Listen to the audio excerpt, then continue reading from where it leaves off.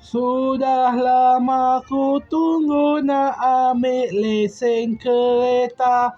Bila nak pergi ambil kata pemanduanku berbahaya. Yang ku tidak tahu, memang aku susah nak parking sedikit, tapi berjaya parking tetap dikata bahaya. Baru kata dah boleh ambil, tiba-tiba jiran tetanggaku demam pula. Aduh hai, susah sekali nak buat kerja. Tanpa lesen kereta duduk rumah sahaja. Sudah lama punya tunggu sampai sekarang tak dapat.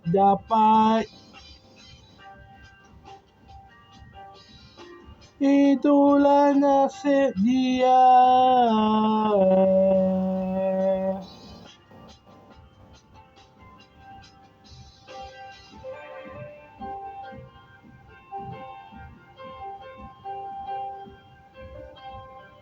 Menunggu lesen, menunggu itu baru dapat pergi JPJ, tak dapat pula. Aduh hai. Aduh hai. Bila pula lah jiran tetangga itu nak sembuh. Punya demam apa ku doa cepat sembuh. Ku hanya bisa berdoa akan jiran tetanggaku cepat sembuh. Aminlah. Semoga cepat-cepat ku dapat lesen kereta.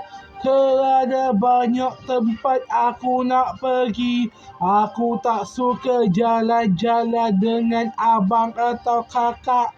Selalu saja bising, selalu saja pergi ke tempat yang ku tak nak pergi. Masih baik gambarnya cantik, kalau tidak confirm aku tak ambil gambar.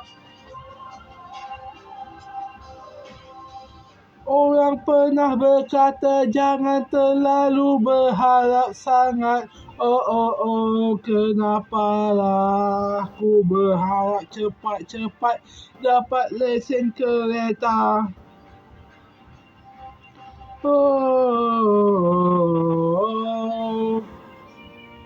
Nasib punyalah nasib. Berharap cepat-cepat dapat lesen kereta. Ini pula sampai sekarang tak dapat. Aduh hai.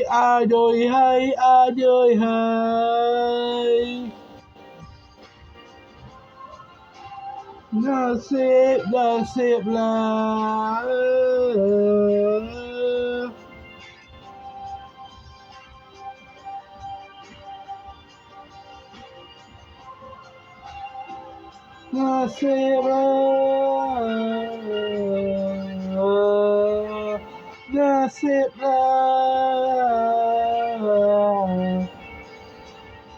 Nasiblah.